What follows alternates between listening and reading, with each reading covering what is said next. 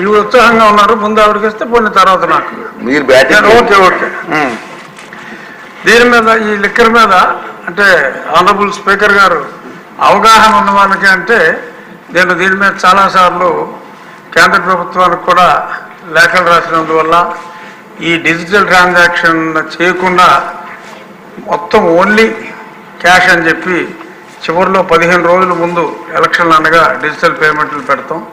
So దానికి ముందు చాలా ఒక పక్క ప్రధానమంత్రి గారు డిజిటల్ పేమెంట్ డిజిటల్ ఇండియా అని అంటూ ఉంటే పెద్ద నారా చంద్రబాబు నాయుడు గారు కూడా డిజిటల్ ఎకానమీకి ముందు నుంచి ఆయన మాట్లాడుతూ ఉంటే ఇక్కడ 98,000 కోట్ల ట్రాన్సాక్షను కేవలం క్యాష్గా నడిపించడం అనేది చాలా పెద్ద కుంభకోణం అని చెప్పి మనం తప్పకుండా చెప్పుకోవాలి. మరి దీనికి పెద్దలు గౌరవనీయులైన ముఖ్యమంత్రి గారు చెప్పినట్టు మరి ఎంక్వైరీ అయితే జరగాలి. రాజకీయాలకి దీనికి సంబంధం లేదు. ఒక ప్రభుత్వంలో మరి తప్పులు జరుగుంటే తప్పనిసరిగా దాని మీద విచారణ జరగాలి. ఈ నాన్ డ్యూటీ పెయిడ్ లిక్కర్ అనేది కూడా ప్యారలల్గా ఒక అంచనా ప్రకారం అయితే కనీసం ఇక్కడ జరిగిన సేల్లో ఒక 30% నాన్ డ్యూటీ పెయిడ్ లిక్కర్ వచ్చి సేల్ జరిగిందని చెప్పి చాలామంది అంచనా.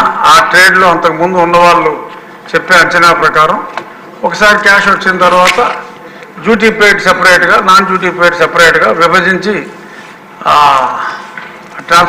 రైల్వే ట్రాన్స్పోర్ట్ ఆఫీసర్ గారు విభజించేవారని చెప్పి చెప్పుకోవటం విన్నాం. అది ఎంతవరకు నిజం అనేది కూడా మరి చూడాలి. అలాగే గతంలో కొన్ని శాంపుల్స్ని నేను కూడా పరీక్ష చేస్తే చాలా ఇంప్యూరిటీసు ఇప్పుడు 54% కిడ్నీ డిసీజెస్ 53% లివర్లు కొట్టేసినాయి అంటే చాలామందికి అందులో ఉన్న అంటే మినిమం 4 days స్టోరేజ్ అనేది ఉండాలి. అది లేకుండా ఎప్పటికప్పుడు ఏ పూట కాపూట వచ్చినట్టు ప్యాక్ చేసి రకరకాల బ్రాండ్లతో పంపించేయటం దానివల్ల ఎంతోమంది ఆరోగ్యాలు చెడిపోయాయి అన్నది కూడా అది నిజం.